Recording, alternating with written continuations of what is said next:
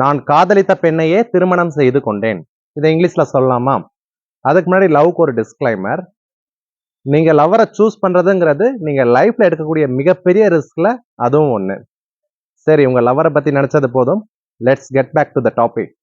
நான் காதலித்த பெண்ணையே திருமணம் செய்து கொண்டேன். முதல்ல நான் திருமணம் செய்து கொண்டேன் இதை இங்கிலீஷ்ல கொண்டு வந்துடலாம். ஐ மேரீடு. பக்கத்துல த கேர்ள் இந்த வார்த்தையை போடுங்க. இப்ப அந்த த கேர்ள்ங்கிறது யாரு? நீங்கள் யாரை காதலித்தீர்களோ யாரைங்கிறதுக்கு வார்த்தை whom. அத த கேர்ள் பக்கத்துல போடுங்க, கனெக்ஷனா போடுங்க. நெக்ஸ்ட் ஐ லவ்டு. இப்ப இதுக்கு மீனிங் நான் காதலித்த அந்த பெண்ணை. முன்னாடி ஐ மேரீடு இருக்கிறதுனால இப்ப இதோட மீனிங் நான் காதலித்த அந்த பெண்ணை திருமணம் செய்து கொண்டேன். இப்படி நம்மளுக்கு கிடைச்சிடும்.